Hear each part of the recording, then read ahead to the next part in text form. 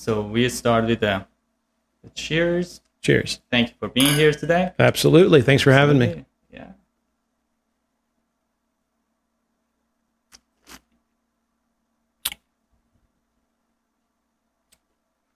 Yeah. Jimmy. Josh, we are here today. We're going to go over some of the wines, particularly Pinot Noir. Mm-hmm. I chose two Pinot Noir. One is from the homeland, Burgundy. Back in Burgundy, yeah. Yes. The ancestral homeland. Heartland, yeah. That's it. And the other one is from here, from U.S., from Sonoma County in particular. Great. What do you think? I think that's great. All right. And if you don't mind, tell me a little bit about yourself, your background in wine. How did you get involved with the wine industry? And Yeah. So I'm probably more of a frustrated wine professional than a true wine professional. I've been around wine pretty much my entire adult life. I mean, since probably before I was allowed to drink it legally, I was always interested in, wine as a beverage. I wasn't as much drawn to beer. I wasn't drawn to, sodas. It was, wine was just had this ethereal thing for me. So at the earliest age I could, even when I was in college and had no money, I always had a case of, French table wine in the pantry. Because it was something that I always had to have. It was just I was always had to have with a meal, had to have around me, had to have access to, and was always interested in learning more about it. So that desire to learn more about it took me into when I first moved to Atlanta. There was a group called the Atlanta Wine Brats, and I was like, well, that sounds like me, because I'm a young guy and I like wine. But I go to join the team. I joined the group. We had like 2,000 members at the time. Yeah. And there were a bunch of events through Atlanta. I didn't know anybody. It was a great idea. And I go to join. They said, well, thanks, but, the leadership just left, and now we've got nobody to lead the group. So I think it's probably just going to get disbanded, and I'm really sorry. And I said, well, I mean, I was probably 22, 23 years old. I mean, this is pretty precocious, but I was like, well, I'll lead it. I mean, they said, well, you sure? I said, heck yeah, I'll do it. And that led to, for a couple of, maybe 2.5, 3 years, I ran the Atlanta Wine Brats, and gave me opportunities to travel to Napa, meet a lot of winemakers, meet, some cool people like Michael Mondavi and places, people like that. And just, I got from this interest kind of in wine itself as a beverage, and there was so much more behind the glass I wanted to know. And I got my first peek at what was really behind the glass, and the people that make the wine, and the place where the wine is grown.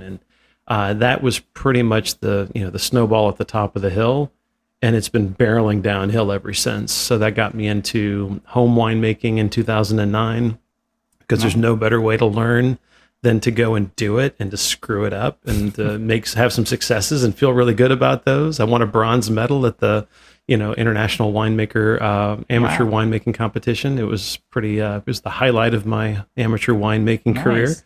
But that's just kind of been my my journey in wine is to try to learn as much as I can about it, and to squeeze as much enjoyment out of it as a product as I can, because there's just more to it than what you put in your mouth. It's understanding the story. But that's gotten me into, interest in custom crush, interest in trying to have a project that I can actually market and really put my name on, in a more tangible way. And I don't think I'm alone in any of that sense. I think there's a lot of people out there that would love to do stuff like that. Absolutely. So I've gotten my feet wet on it, haven't pulled the trigger, but I think it's going to be a lifelong passion and a lifelong journey of mine. And, it's still taking shape, but it's something that's always brought me pleasure, and something that, I just, I'll probably never find the end of the rainbow on that one. That's awesome. Yeah. So what was the wine that you made? Like, what did you make? The one that I won? Yeah. Yeah, it was I buy my grapes from a guy called Peter Brehm out in, I think he's officially in Oregon, in the Willamette area, but it's a Columbia Gorge Syrah. Okay. And it's, I tried to find all the wines that I make, I give them a French name, just because I grew up in New Orleans, and French is just kind of something I've always loved to speak. But I was trying to find this, some name that basically meant inky heart of darkness, because it was like almost opaque. I mean, you can't see through this wine. And I think I finally I arrived at Mysterieuse because it was, it's just this mysterious, dark, inky substance. But it was tasty. So it was tasty enough to get me a bronze. I'll take it. That's awesome. Yeah. That's awesome. Now, I do like Pinot Noir. I think Pinot Noir as a wine for the people that are trying to get to the wine is something that is a crowd pleaser. It's approachable. People can get to it versus some of the other wines like Cabernet or Zinfandel or like even like, to me, I think Carmenier or like some other wines are getting like a little bit like bold and people are intimidated to get to that. But Pinot is like easy. Well, I think it's easy, and I think that what's great about Pinot, especially what we have in this country, I mean, what you have poured me here is delicious, but it's that Sonoma County, it's a fruity, very expressive style. It's not shy. It's not austere. It's not, it's not difficult to kind of, suss out the flavors. I mean, they're here, they're available. Right. And I think that, but that you go down to Southern California and to Santa Lucia or Santa Barbara County, and you're going to get into some, more, funky, earthy, mushroomy, forest floor tasting, kind of more old world flavors. Right. From those, that cooler, that the maritime influence is more pronounced. You've got the clay or the limestone in some of the soils. And there's some great Pinots coming from down there that are just totally different than this. And then you get up into Oregon, you have some more of that more earthy kind of, more, I would consider old world style. True. So I think as a grape, I think Pinot, I don't know, we've all seen Sideways and you've heard the descriptions in there about how shy it can be. It's also, it expresses itself so differently depending on where it's grown. And I think that's, to your point, how accessible and versatile it is. I think there's a Pinot for everybody. You just got to find your zone. Right. Which the fun fact on that, like we talk about Pinot, it's being accessible, like, and all of that is very approachable as far as the flavor goes. But when I'm talking to so many of my like winemaking friends, and whenever I ask them like, what is the most difficult wine to make, without a doubt, is Pinot Noir. I don't know. What do you think? Why is that? Well, I mean, to get a little geeky, because I've made 3 Pinots. I was extremely successful the first time out. And I was like, well, that's it. I figured it out. It was a Carneros Pinot Noir that it was, I think 2016 is when I made it. I made a Carneros Pinot Noir and a Carneros Chardonnay, and they're both delicious. There was tons of great pineapple flavors and good minerality out of the Chardonnay. And then there was all this great earthy, tart fruit, tart raspberry, just kind of crushed fruit flavor coming out of that Pinot. And it was just like, I was so happy. And I was like, well, I got this Pinot thing licked, man. And I made the next one. And I had a barrel available to me. It was neutral. So I was able to barrel it down. And so what I ended up with was a Pinot really high in volatile acidity. And I couldn't figure it out what I screwed up. And what I'd screwed up is I left a little bit too much sugar after the press. There was a little bit more sugar left. And I barreled it down and went straight into malolactic. And there's a tendency for malolactic, the bacteria that, produce the malolactic acid fermentation, there's a tendency for them to, if they have sugar available, to throw off a lot of VA. So there's a strong nail polish, note in that wine. Were you able to like measure the? I've got a bottle of it that I've sent off. I sent it off to ETS out in California, and I didn't ask for an assay on the volatile acidity. And I'm kind of like, I could send it off and know how bad I screwed up, or I could just chalk it up to experience. And I had a ton of fun making it, so heck with it. But I've got one that I just made, and I've got a different problem. I think it's delicious. I'm probably as proud of this one as the first one I made. Again, this is all, it's for fun. Don't take me too seriously. I'm a home winemaker. I geek out in the basement, but with this one, I made it in a reductive style. I didn't put it in a barrel. I didn't expose it to a lot of oxygen. I was like, it was finished fermentation when I put it into the malolactic process. But I it's got that reductive, people call it reductive taint, but that kind of reductive flavor where it's a little bit kind of not quite sulfury. There's not a ton of SO2 in it, but it can kind of mimic those flavors.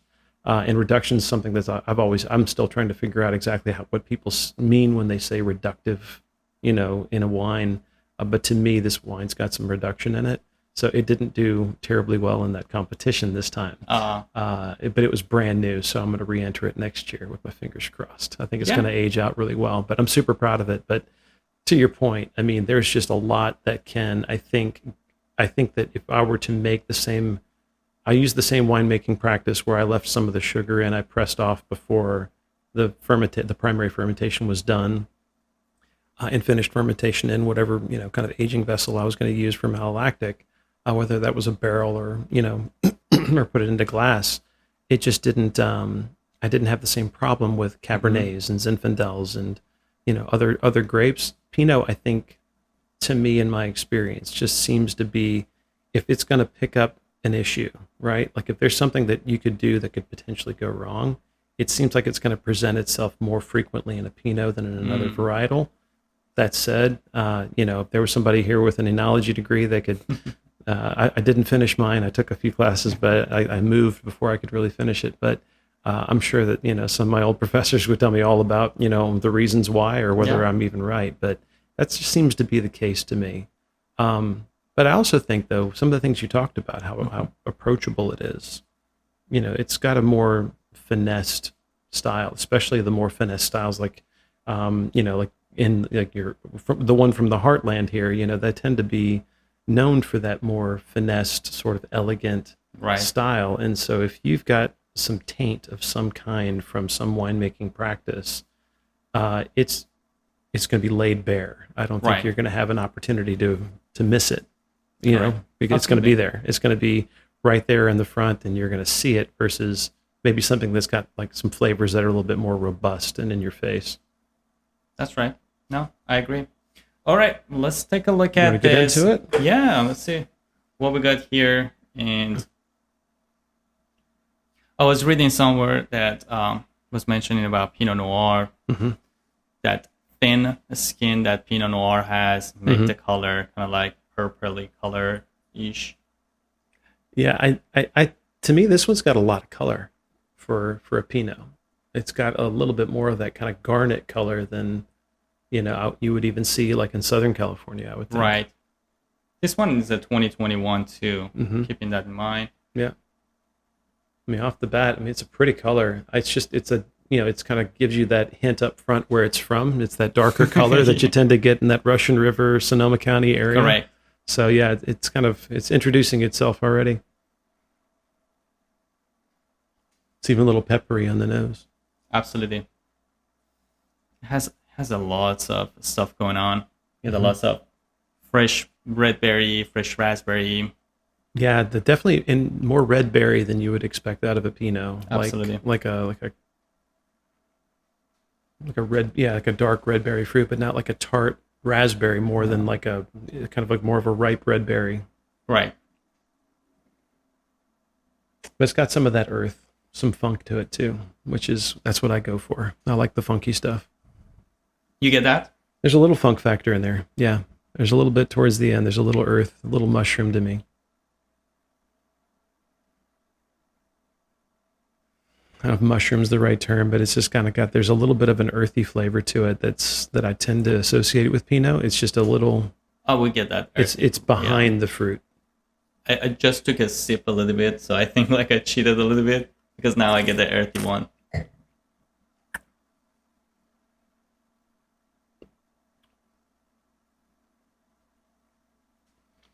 Good acid on that.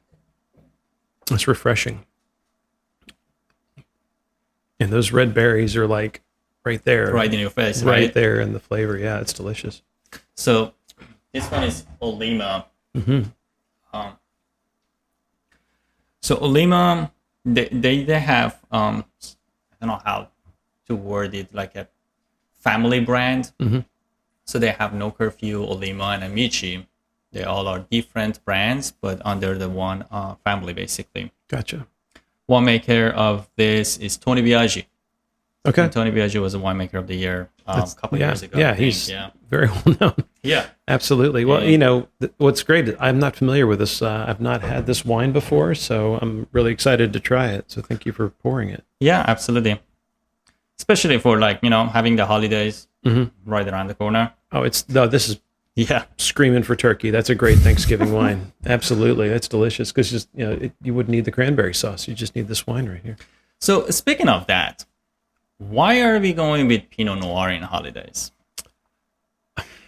So I think everybody likes to associate Pinot Noir as that like middle of the road red, right? So, okay, well, it's not white wine food. So if it's not white wine food, if you want to have a red wine, you can have a Pinot. It's that middle of the road guy that might, it's not going to offend anybody if you drink red with, I don't know, if you break some of the rules, okay, it's poultry. So it's, I think it's the same reason, especially like you think of what we traditionally drink at, Thanksgiving time, Beaujolais Nouveau, right? Crunchy, tart, I'm not a particularly big fan of Beaujolais Nouveau. I try all the time to find one that I like. I've got some great Gamets in the cellar that I do enjoy, but it's something I have to have a mood for. So I don't gravitate towards those.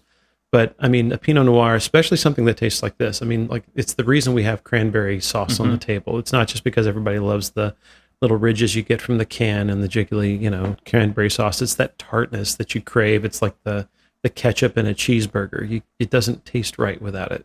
Right. You need the jelly with the peanut butter to kind of cut through. So you've got this, this gamey bird that's got, this, like more of a, kind of a gamey flavor. It's kind of getting towards the heavy side. It's not red meat necessarily, but it's going that way. You need something with that acid to cut through. And I'm sure you could certainly do that with a great Gruner. I mean, you could have some great white wines with a turkey, but if you're going to have a red, I mean, I think, there's no rules, but this is certainly I think a delicious wine that you could serve with that because that fruit and that crunch in this, because this is a very crunchy wine. It's got that great fruity crunch kind of flavor to it. To me, it would go phenomenally well with something like a turkey. By the way, let's explain the crunchy word because the crunchy word in a wine industry is a little bit different than actual meaning of the crunchy. So if you don't mind. Yeah, no, it's not like I'm not crunching anything on my teeth right now, but it's got that, it's almost like I think to me, I mean, again, everybody experiences taste differently, but to me, it's that sense of tannin and that brightness of fruit. It's just got that crispness, the richness. Yeah, it's like a crispness of flavor in your mouth that kind of gives you that kind of, I don't know. I think crunch. Like when I was kind of introduced to that term, I was like, well, that's perfect. That's the exact right word for the sensation. It's like biting into like fresh currants or cranberries, even like something like that crunch with that acid and that tartness, and it's kind of it expresses itself that way in your palate. To me, that's what this wine is kind of. I mean, it's still lingering. The finish on this wine is like it's amazing. It's super long, and that's why I think I'm as you brought up turkey. I'm like, yep, boom. This is like the antidote to cranberry sauce if it's not your thing. Absolutely. Yeah, and I think you're right. Especially in the holiday time, it's a great wine for everyone. So I think crowd pleaser is a good word. Yeah, I don't think anybody's dumping this out. Yeah, for sure. Everybody with all type of palates can drink this and enjoy it. I agree. And, it's opening up even a little bit more in the glass. And, that was my first sip of wine of the day. So my palate wasn't really primed, but.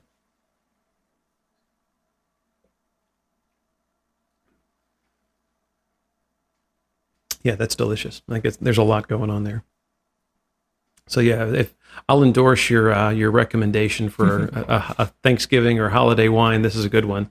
And I think it's not going to be that too far on that austere end, where your folks that are kind of maybe, if they're traditionally more of a Zinfandel, Cabernet Merlot type of a wine lover, this is going to, I think, appeal to that audience as well. Yeah, it's a good all over like rich wine for the Pinot. I mean, you don't get that super light body in it, and then at the same time, for the taste that you're getting, it's a good, reasonably priced. I think like this goes around like anywhere between like $19 to $22. That's a phenomenal value. Yeah. Because I mean, and again, I'm not trying to sell a Lima, but I would if I were in your shoes. So the commission. It's got right here.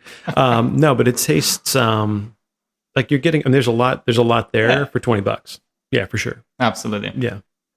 And I do like this. Yeah. It's very good. Thanks for opening it. Of course. I'm a good friend with the owner of this, Bob Shepard and John. They are like, when you meet them, they value customers, they value partners, they value customers. And they fly, come over here, and then get to meet the team, get to meet the customers, sign some bottles, and they spend the time and they take the feedback very, very seriously. Oh, that's impressive. Yeah, and then you can seriously see it in the bottle. Well, I think so many times you'll have, I think I've seen some great wines kind of inflate in price, and as their prestige kind of catches on a little bit, and sometimes that's it's warranted, and there's more going into the bottle, et cetera. But sometimes there's just they're relevant, But I love wines that can deliver in this price point, because Absolutely. there's no thought involved in pulling a $20 cork, and and when you get this much enjoyment out of it, you can't ask for more than that. There's something with wine, man. Like, there's something with wine. We were like talking about bourbon right before the show started. Like, there's so many beverages, but is that the next? We're going to do the next episode after this one. And we'll do some we can. Yeah, sure. We should. But I think, like, when you get to drink wine, the conversation are different. The vibe is different. Everything is different. You can have the same people, but the conversations are different. Why do you think is that? Two reasons. I think the number one reason is that wine as an alcoholic beverage. I mean, you have a couple glasses of wine, or over an evening or over a meal, you're going to get a little more relaxed, and there's just going to be that element of just the fact that there's a little alcohol in it, but there's more to it than that. And I mentioned earlier in the episode, or maybe it was before we started recording, I don't remember, but I wanted, I think, and I talked to a friend about this, or actually a coworker about this recently. I think it was even yesterday. And he's out in California, and he travels quite a bit to some of the wine regions out there. And what he and I discussed were all the different pleasures you can get out of wine beyond just drinking it. Yeah. Right. It's not just about the flavor. It is a conversation in itself. There's so much to learn about it. You just described some of the people that are involved in making this wine, and we could go into depth into the growers and the climate and is climate change affecting this wine? Absolutely. As California's getting a little bit warmer, that Russian River, Sonoma Coast area is going to start to get, maybe you're going to get more ripe, expressive Pinot Noirs than you've gotten before, that are going to tend more and more towards this more extracted style, where you're going to have that color and some of the things that you associate with warmer quality growing conditions, right? So all those things can go into the conversation. So I think there's part of that, but I don't know. I think, again, I'm still a romantic at heart. I think there's something magical about wine, and I think when you have that right combination of people, food, good wine, and it's just everybody's ready to kind of enjoy that experience. Everybody does. Everybody gets into it in their own way, and I know. I think wine is that thing that kind of pulls it all together. Absolutely. Yeah, I agree. All right, let's move to Burgundy. Let's head back over to the homeland. Yes. So, do you mind to pronounce these? Like, I have a difficulty reading this word. So I think it's Tupinier and Bautista. That. Okay, sure. Grand Vin de Bourgogne, Mercury. Yes. So Old Vines, 2019. Correct. And it is the Bautista bottling, it looks like. And Mercury, for those that they don't know, is the appellation of Burgundy. Am I right? It is. And as it was described to me, the first Burgundy, or the first Mercury that I bought, is that if you're a fan of southern, like the Côte de Beaune, is it the Côte de Beaune or the Côte d'Or? But anyway, so basically it's not like the Côte de Nuit, which is where like your DRC and some of those guys come from. I believe it's a little south and west of that, but it's basically, I may be completely wrong, and I may get called out on this, but what I understand about it is that this is adjacent to some pretty great Pinot land. Right. And the fact that it's kind of becoming popular, as a region in and of itself makes it a great value because, the old classifications happened a long time ago when maybe they didn't grow grapes in some of these other regions. So while it might not be classified, as a, as a region like a Grand Cru or something like that, the quality for dollar is just, tremendous in Mercury. So I have not had this bottling. I've had some really great Mercury wines. So excited to get it, to give it a try. I never had this one too, but this one was recommended to me from a friend. And he was telling me, like, if you want to go for Burgundy, go with this one. This is still, I think it's under $50, but it still deliver a really good result. So I'm already excited.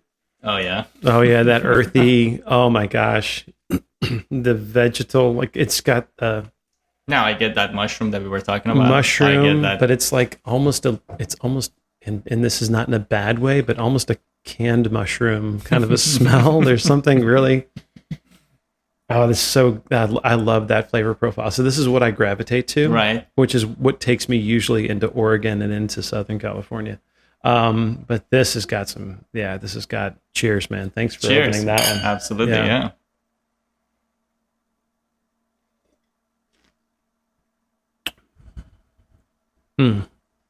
That is delicious. I'm glad this turned out like this. Oh my gosh. See that? Wow. That's my kind of juice. Very acidic. It's great acid. I would say it's not as, if we were trying to get crunchy earlier. Right. It's not as crunchy as the last one. There's still definitely some tart, crunchy fruit. Like it's actually becoming a little bit more. At the finish. Right. Yeah. So that palate cleansing aspect of it is there. So very refreshing wine, but the fruit comes later on this one. The California, the fruit was like right in front, and yet some of the other flavors had to develop. And obviously with age, I'm sure that's going to come. This secondary, tertiary flavors are going to start coming in and becoming more pronounced, or tertiary flavors. But this one has got some. Oh yeah, the fine flavor. Yes, I love that earthiness of a French Burgundy. I just think it's the only kind of Burgundy there is. But anyway, of a Burgundy versus Pinots that are from other regions. It seems to be the more predominant. Right. It's either a style. I don't know if it's I don't know what the winemaking, whether there were stems involved here. I would argue they might have been.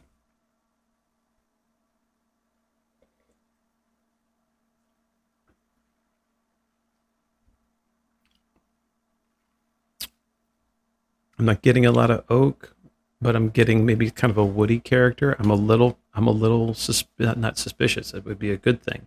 I think that seems to be one of the kind of the dials that winemakers are talking about more and more lately, at least in the podcasts and other things that I listen to and read. But do you leave the stems in? Do you ferment on the stems? If so, how much? And it's, some years the stems are ripe, some years they're not. So this kind of feels like it might have some whole cluster or some stem involved, but there's a floral note to it. Do you pick that up? Yes, definitely. I get the floral at the very, very first when you get that the black currant. Then in the taste, I get the flavor coming after, like you just mentioned. Like the cherry flavor comes at the end of it to me, but some of that earthy notes, some of that mushroom notes that we were talking about, those are at the first for me. And in the flavor, in the aromas, I get that funky notes of the mushroom, and so it's funny. Me and my buddy always say that we get that dirt, like that imagination of the dirt or terroir. We'll call it earthy. Earthy. I love the. This is good. Yeah, it's almost got like that kind of Kirsch sort of cherry liqueur on the finish a little bit. So when you mentioned cherry, I don't know if it was suggestion or what, but I think that helped me slot the flavor that I was getting into a category, because it's that floral kind of I get this bright thing on the finish, but there's definitely cherry in it. So that's why I'm kind of Absolutely. thinking almost a cherry liqueur, but it's delicious. It is good. No, this one was good. Shout out to my buddy Justin. Good job, Justin. Appreciate that. Well done. Yes. Yeah, So so you said that's under 50. yes, that's actually I want to say you can get that for like $45. That's another great value. I mean, these are Absolutely. both great values for what they deliver. That has got a lot going on for, a Burgundy under Absolutely. $50. Because I mean, I haven't explored like the real crazy Burgundies because one, I don't have the wallet for it, so you can go broke buying Burgundies. Absolutely.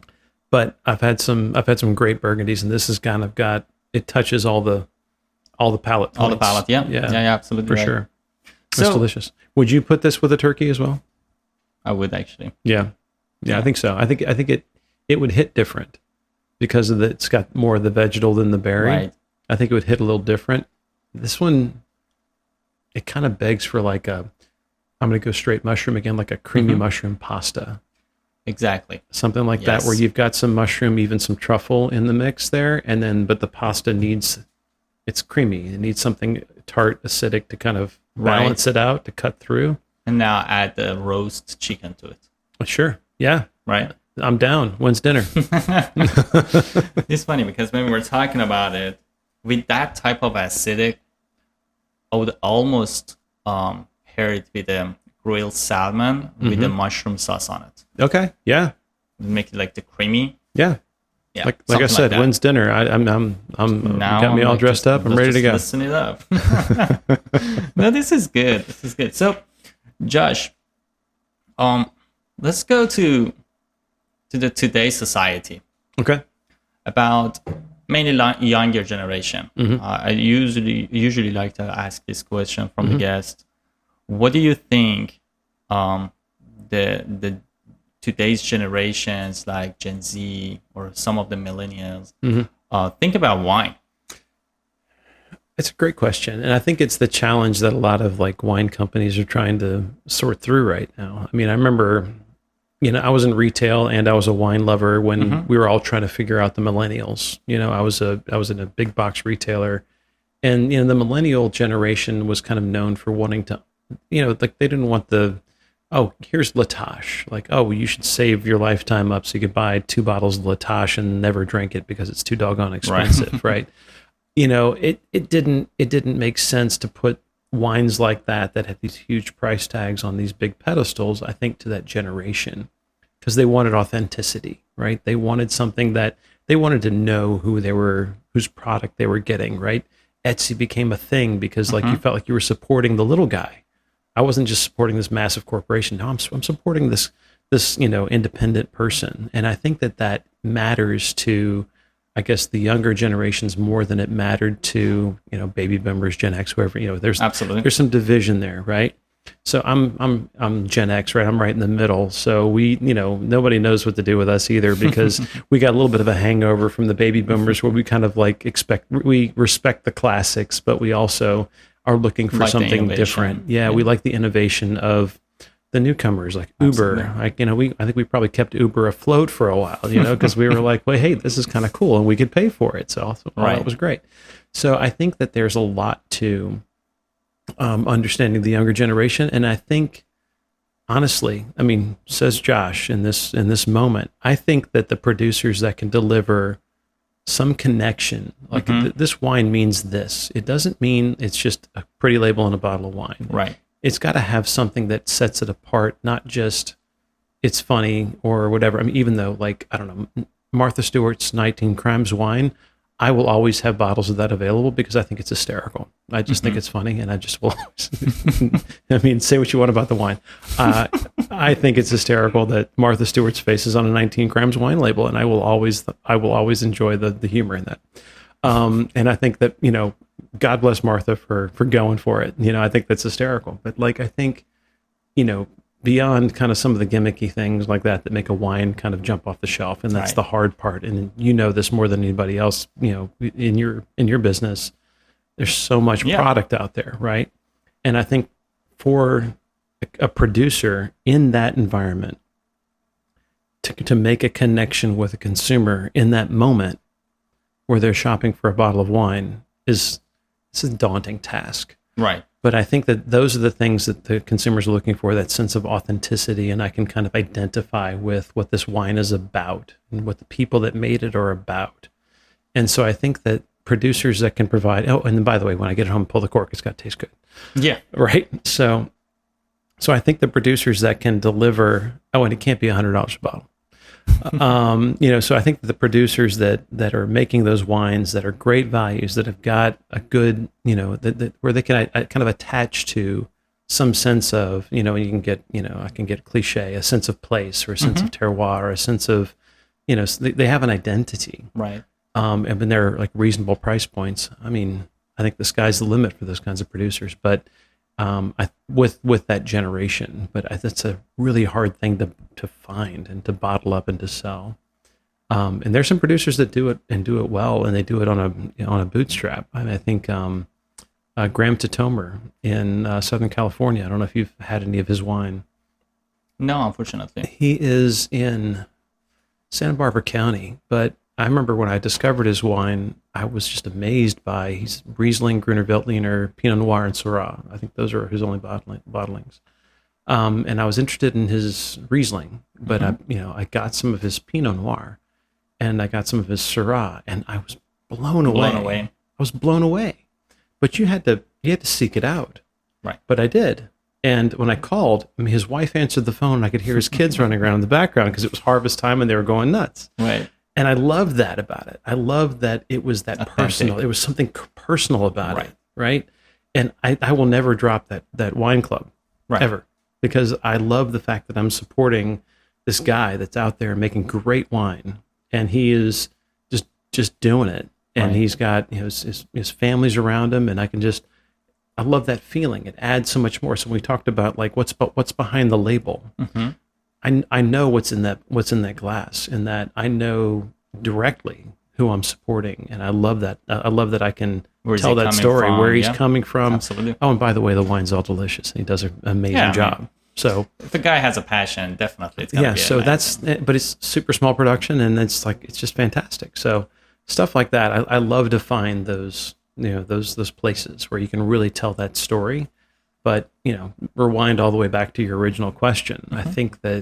I think that the younger generation would love to spend whatever. And sorry, Graham, I don't know what you're charging right now for your Pinot Noir, but let's call it $35 a bottle for a bottle of, great Santa Barbara County Pinot Noir, or maybe even a a vineyard specific Pinot Noir, and know all that about what's behind the label versus, picking up a bottle of something more expensive that's more of a nationally produced brand. I think I would feel, if I were a Gen Z or a millennial or some of these younger folks, and I can't keep track of all the classifications these days, but I think that means more if they can find that. And I think that's the thing that's going to set these new producers apart, is they can make those connections. Right. And I think like some of them was, I don't want to blame any particular group, but there's so much fear, there's so much intimidation when you want to enter the wine and you're an amateur. Yep. For some reason, to me, when I was trying to enter the bourbon community or like a Scotch till today, it's scary. I was like, I don't understand. I don't have that fine palate. But what's going to happen? What's the most going to happen? You just drink it, and then you drink it more, right? Yeah. So with the wine, it's the same thing too. But sometimes people trying to judging, I would say. I was talking about that in the last podcast, that maybe some of the sommelier judged, maybe like some people that they know a little bit about the wine, they're judging the other people. They kind of lorded it over them a little bit. Chip on the shoulder. No, this is not the one. No, you got it wrong. Yeah. I mean, messed it up. I think, that's, honestly, I mentioned the wine brats. That's what we were about, was 21 to 35-year-olds. You guys were like giving shit to people that didn't know? No, we weren't doing that. What we were doing was we're trying to help the 21 to 35-year-old give shit back. Is what we were trying to do. Cheers to that. I like that. Yeah, man, because to go back a little bit, the guys that started the Wine Brats, John Sebastiani and Jeff Bunshu, they were the grandsons of some kind of, legacy producers of wine in California. And the story that I was told when I joined the organization was these guys went to college and they just had cases of their family wine. That's what they would bring to the frat parties or whatever. And everybody's drinking Milwaukee's Best or something. And not that there's anything wrong with Milwaukee's Best, but there might be something. But I mean, I don't drink it. But they were drinking other things. They were drinking beer and they were doing Jello shots or whatever. Right. And here these guys come in with bottles of wine, and everybody's like, "Well, you guys are snobs. Like, what are you doing?" And to them, though, they're like, "No, this is my family's product. One, and two, this is what I grew up with. Like, this is what we do." Tastes good too. Yeah, and it tastes good too. And like, you've never tried wine, and so I think it's cool that I think that is part of it. I think that intimidation factor is the bucket you put in it, or you put wine in. It's that fancy thing that I drink. It's like champagne or sparkling. Yes. People are like, "Oh, you only do that for toasts before a wedding, or you drink it on a special occasion in New Year's Eve." Like, no, I mean, sparkling wine is delicious. And I mean, it's an everyday beverage and it goes with just about everything, especially the stuff that's really hard to pair. Absolutely. So why not go for it? And I think people put wine in a box and they think it's a certain thing and it becomes intimidating. I was just listening to a podcast. It was an interview with Aldo Som. So obviously Aldo Som, best sommelier in the world, at least for several years, and a master sommelier, and the guy knows his stuff. And he's the chief sommelier at Le Bernardin in New York. And he was talking about how much he loves the tables that come into the restaurant where they are freaked out, scared to death. Like, I am not in my zone. I have walked into the best restaurant in the world. The wine list is thicker than the Bible, and I don't know what to do. And he talked about the pleasure he gets from being able to help shepherd them through a great experience in that, and lead them through that intimidation and bring them into the world that he inhabits, which is fine dining, and how wine and food can work together to create something that is ethereal. Magical. Yeah. And people don't, if you don't know, you can't just piece it together, or you're extremely lucky, right? Like, you have to, sometimes you need a shepherd to lead you through, and that's what he loved to do. And I think that's great. And I think that it takes those moments where you kind of go, "Oh, wow, this is something," but you have to create the environment yourself. Moment. Yeah. But I think also, though, I think it's incumbent on those of us who love wine and love to entertain with wine to not, stick the nose up and the pinky out and be a snob about it. Exactly. Like, don't put the chip on the shoulder. No, like, I mean, when you have that opportunity, like, be that ambassador to that person and say, "No, man, this is some great stuff. I don't know if you've tried this before, but this is my favorite thing. And you haven't tried it. Let me try. And hey, by the way, look at these two side by side. Now, I don't like Pinot Noir. Well, have you tried these two? Oh my God, they're so different." Right. Yeah. But so which one do you like better? Well, why do you, I mean, like, just you and I would love having that conversation with that person, right? So it takes also kind of not being the other, but I do think that is the thing, that is something that can intimidate a non-wine drinker. And I won't even say a young wine drinker, even somebody in their, middle age or later who's just never gotten into wine. Maybe that's always been their experience, is I'm intimidated by it and forget it. I'm just going to drink gin and tonic and have a good night. I think that it's incumbent on those of us who kind of really enjoy it to also create those opportunities. Absolutely right. That's like literally the purpose of this show. Oh, yeah. Basically, like, I was not prepped. No, this is not the preparation for that. But yeah, I mean, like I have not growing up like having wine around, like, and now, like, for the last maybe 3 years, close to 3 years being in the industry, I started learning about it, and I found myself fascinated. And like, I was like, okay, this is crazy, and I want to know more and more and more. So that's what's going on. That you don't necessarily need to know a lot. You don't need to drink wine for 10 years to be able to talk about wine. 3 years ago, I only know there's two types of wine, white and red. And then I learned a little bit. I realized there's sweet and dry. We're up to 4 types. Good job. There you go. And now I know a little bit more now, but it's good. Like I like it, enjoy it. Well, so what was that journey like for you? It's like, was it that you had the opportunity to kind of, what was the aha moment for you? So that's a good question. At first, when I started, and I was like, okay, where I was working, I had a tasting table. So Right. anything I wanted to sell or talk about, I would just like read a little bit about it and then open a bottle, let the consumer let the customer taste it, and if they like, they would buy it. So people were like saying to me, like my fellow associates or like colleagues, they were like, okay, you don't know anything about wine, that's why you're opening a bunch of wines. And then I was like, you know what? It's not about that. I'm not educated, but I can definitely get educated. And I completely ignored the BS and shit talking basically. And I didn't care. I was like, okay, who cares about what they say? I will go and I will just keep drinking, keep educating myself, keep learning.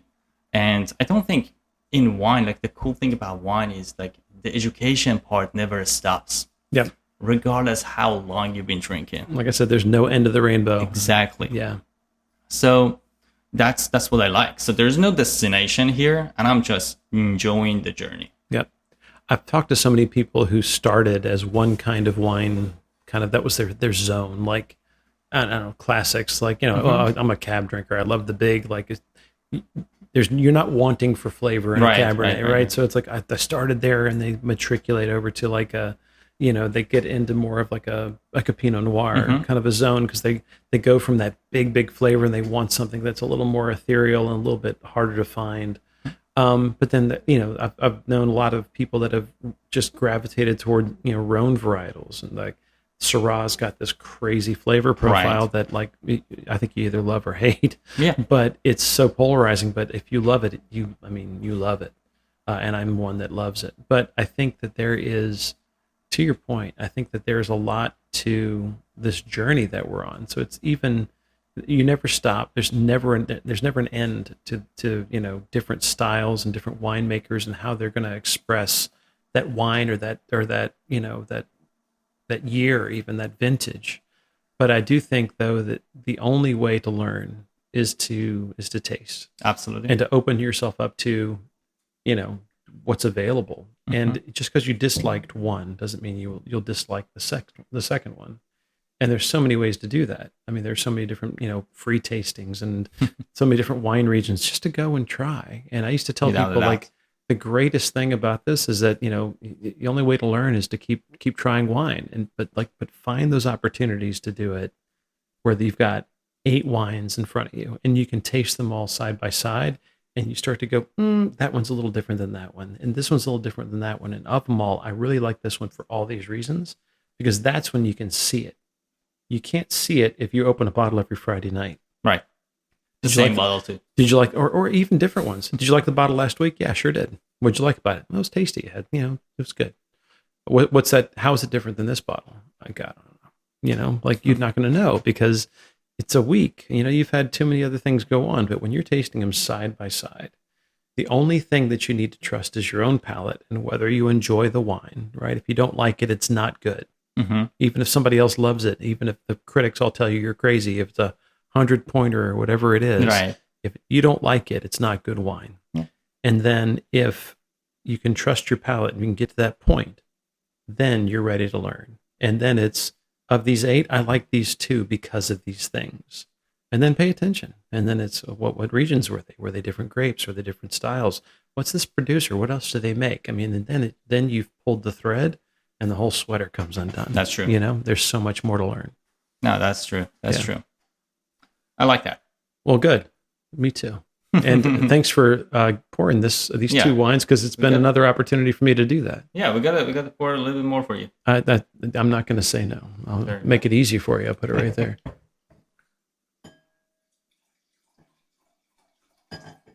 Thank you. Of course, yeah. Cheers, Josh, and thank you so much. Absolutely.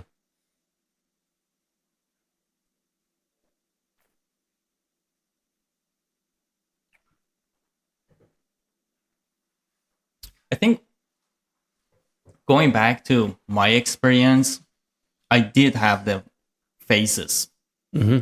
At one part, I was like, okay, I'm all about red blend because, I mean, myself, like so many other people, when Mm-hmm. I started entering into wine business, I mean, wine world, I was gravitated towards the sweet wine, Mm-hmm.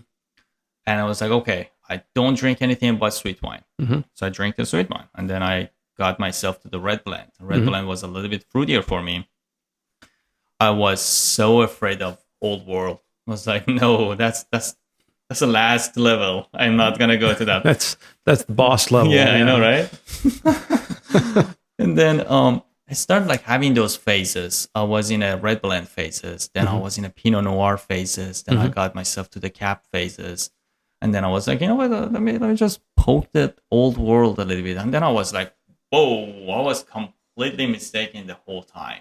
Yeah. Yeah. Like old world is the way to go, and I, then I enjoyed it. yeah. I think there's so much. Well, there's so much to the old world. I think that it was interesting. I'll give you a good example. So I went to Burgundy 2016 for the first time, and I Mm-hmm. went there and I traveled with my wife. We had a great trip from Paris, and then we went down to Beaune, and we stayed there, and we ended up. I never know whether to call it Boone or Bone, but I've heard both. So that city. Anyway, so we anchored ourselves there. The first day we were there, we happened into this wine festival that was going on right there Mm-hmm. in the middle of Bergen, in the middle of Beaune. Nice. It was right across from the Hospice de Beaune, and there was some like it was wines that were so good, Sep. They were so good that I was ready to buy cases of them. And then on top of that, they were maybe 6, 7, 8 euros a bottle. Wow. None of them ever see the sunlight in the United States, Of course. because they're all consumed locally. So one, there's so much good wine Right. in Europe that it just never makes you never taste Mhm. unless you go there. But two, we went to some of the smaller villages and had some great Pinots, had some great Chardonnays, had some Montrachet. We had some wonderful things. And then the next, like 3 weeks later, I had a trip to Napa, and the 2013 cabs were being released. And Right. if you remember the 2013 cabs, it was a wrestling match. I mean, the tannins. Like, I'm just starting to drink the 2013 cabs right now because I personally Very like high. Napa cab around 9-10 years of age. That's when, to me, it really hits its sweet spot. There's some that are an exception to that, but that's when I personally get a lot of really good enjoyment out of them. But the Napa cabs were being released, and they were so strong, and they were so tannic, and there was just so much extraction, even in houses that typically their house style was to be a little bit more subdued and a little less extracted. Right. You couldn't help it. These wines were just huge, Complex, yeah. and having come from Burgundy and was tasting nothing but Chardonnays and Pinot Noirs from the old world, to go straight into Napa and to taste through all the releases of the 13 cabs, it knocked me out.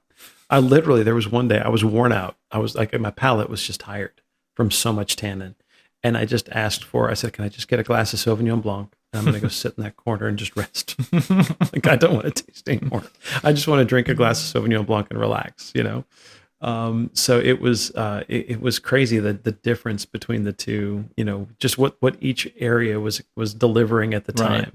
And that was just, what did the vintage give you, right? But it was so funny to see that difference. Oh yeah, it's overwhelming. It is. But that old world, though, I mean, the laws that govern some of these old world, like all the domination or the denominate or whatever. I'm thinking DOCG. So all the appellations and all the rules that go with all the different, kind of classic, kind of, wines that we know of, even like into Italy with, with Chianti and some of these things that, that kind of gave us, Super Tuscans and all these other types of wine.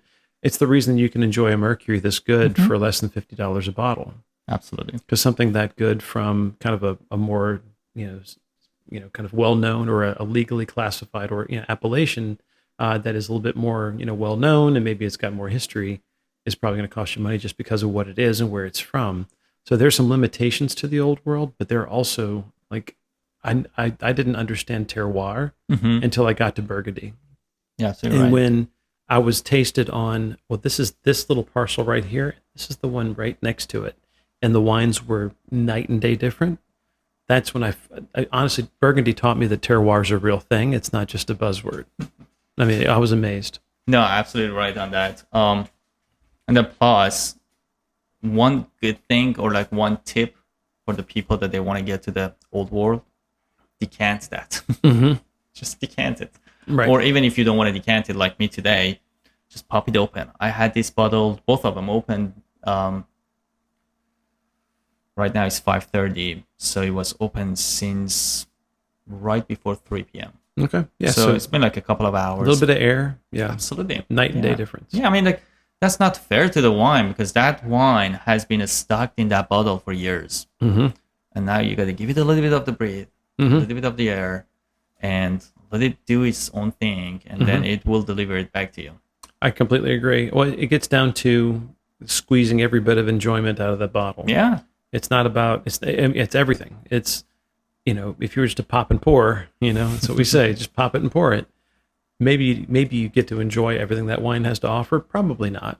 Some wines don't need decanting. Most, benefit from some. And so that bit of decanting, that little bit of oxygen, right. If you've got this wine, if you think about everything that came to, all the years it took to make that wine available to you, all the supply chain, the whole 9 yards, and it gets to your glass and you basically skip over the ability to enjoy all of it. It's a bit of a shame. We're all guilty, right? We've all done it. We are. We've all done it. But, hey, the conversation's going and that bottle's empty and you need to open another one. You just do the best you can. But it is something to, like, if you want to enjoy all of it, right? Like, don't shortchange the wine. Don't give that wine, strike against it by not giving it the opportunity to really shine. Right. So, changing a little bit of the subject. Yeah. When it comes to Pinot Noir, do you chill it? Do you drink it on a room temperature? How do you drink the Pinot? I'm a cellar temp guy. So 55, 60 degrees that tends to be where I try to serve reds.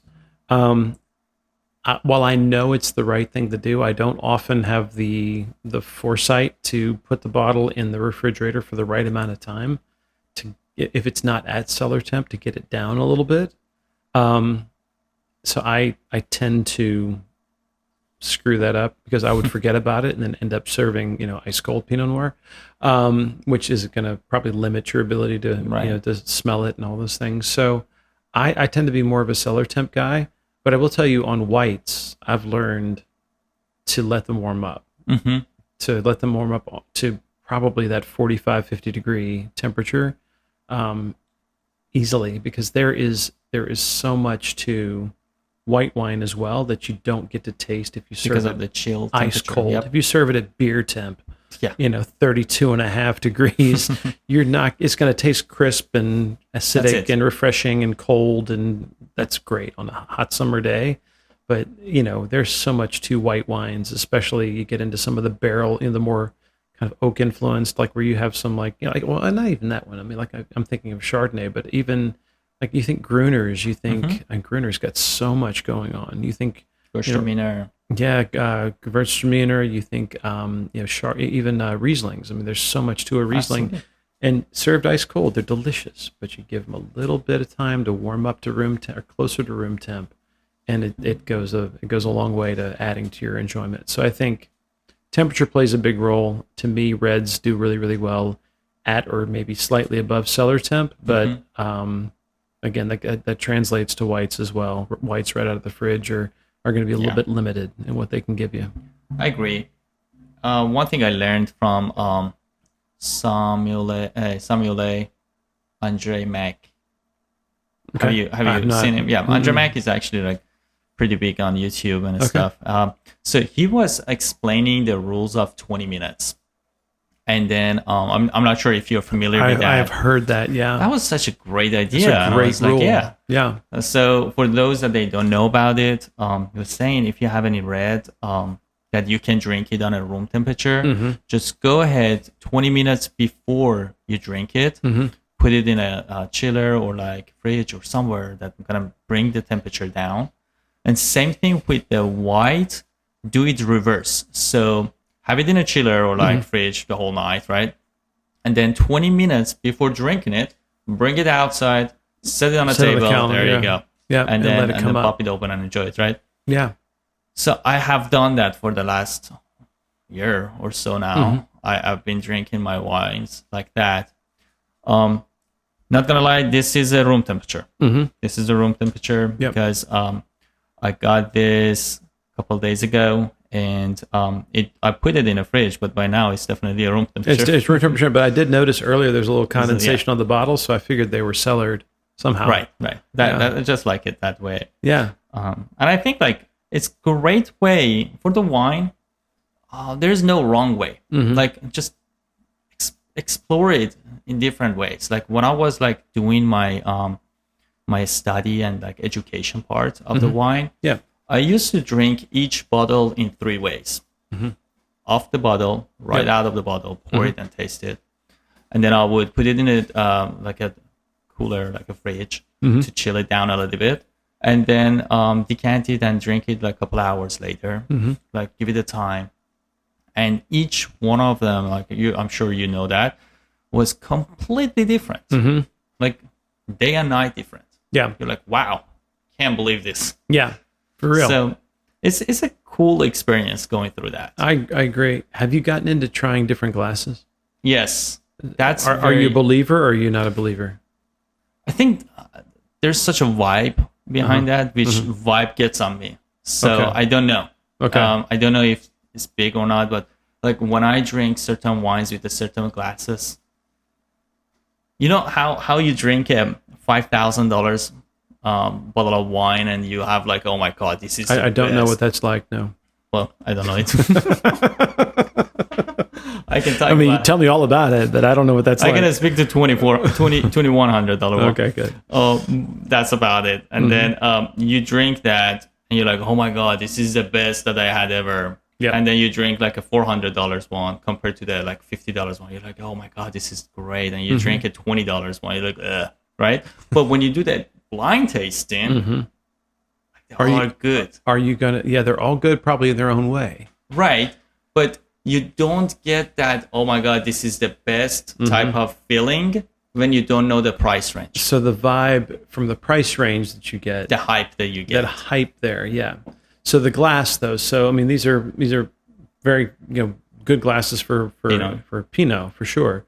But like have you seen like I mean I'm a big Zalto glass fan. I was Spieglau for a long time, and I'm full on Zalto now. I freak out if I break one because they're expensive to replace. But they are beautiful glasses, and they do have that. I mean, you feel like you're going to break it between your fingers. They're so thin on the stem, and to me, it adds a layer of enjoyment because I think about the guys blowing that. Like those are handmade, that thin and that delicate. The glass is so thin that you feel like you're going to snap it when you take a sip. Almost, you have to get past that. But I have had some Pinots. Their Pinot glasses are fairly large, right? And a lot of times a Pinot glass needs that you want something that can collect those aromas and focus them at your nose. But I've even had some Pinots that were a little too delicate and they kind of blew off in a glass that big. But I don't know. I'm still learning enough about. I'm still learning about how glasses affect the wine to know where I land in the whole. In that argument, I got so that conversation came up before, and I got this understanding. The person that was explaining it to me that the top of the glass is some type that help the aromas how to hit your nose and all of that. That makes sense to me, but that's the far that goes for me. And then I'm like, okay, so what is the difference between like $20 glass and like a $90 glass? I don't know that. But yeah, I get the handmade. I get the value of the producer of that. But I think get past the price point, just the mechanics, right? So this is a balloon style, which is going to be a little bit wider, and like a Cabernet, like a Bordeaux style, would be a little bit more of like a, I don't know what you call that, more of an oval, right? It's a little bit more condensed. It's a little less of a bowl. So again, a little bit more straight, yeah, a little bit more straight. So that's supposed to be a little bit better for something that's more easily accessible to your senses as a Cabernet versus something that's maybe a little bit less accessible that needs the help to kind of concentrate the aromas towards your nose. So I can kind of understand the mechanics behind it, but like I started drinking out of the Zalto Universal glass, and I'll drink everything out of it. I'll drink, Cab, Syrah, Burgundy. I'll drink champagne out of it, and I don't get a huge difference. Right. In like, I don't know that I'm limited in my enjoyment of any of those wines by the glass that I'm drinking them out of. So I'm still my jury is out on the glass. And I think like since we talked about this, wine drinking is as a whole is a enjoyable experience, or like experience as a word. Mm-hmm. And having a right glass or a good glass Mm-hmm. would add to that experience Mm-hmm. and the joyful moments that you're gonna have with that drinking or tasting that that wine. Right. So Unless you break that glass, yeah, then that would be then sad. then you experience the other end of the spectrum. No, I've been blessed receiving a ton of glasses and bottles of wine. So, but I need to start being careful.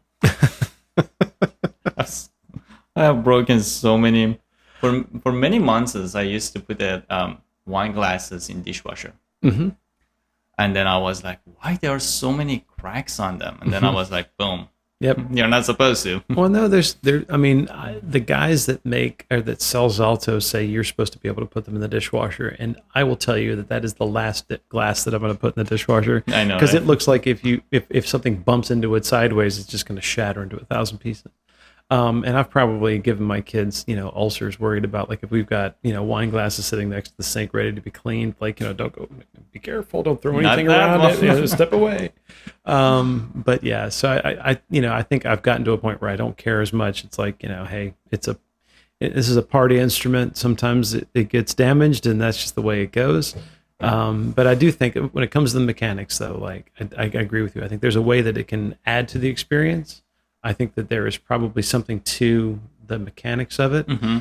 and whether it really contributes. Have I sat down and really done the study to say, like, same bottle, same wine, 5 different glass shapes, how different is it really? I haven't sat down to do that, but I was just curious where you landed on that, because I figured you'd had the opportunity to try it. I have not done a study on that, but I will definitely. Yeah, So for the next time. Eager to hear what you think. Yeah, Yeah. absolutely. No, I think that's a good study. Yeah, I think so. Well, all right. Thank you so much. I appreciate it. I have enjoyed both wines. It's such a great experience to put an old world and a new world right next to each other. Not just in Pinot Noir, in anything. I think that shows 2 different history to me. Mm-hmm. And even the new world, some of these guys are not just came to the business. They've been around like for many years. But that is style, that terroir that we talked about. So it's very fun. The only way that you can experience it is by tasting it. I agree. So Josh, thank you so much for your time. Anytime. Thank you for being here. Cheers, Sep. I Thanks again for appreciate having it. me. I really had a Thank great you so time. much. Thank Yeah. you. Cheers.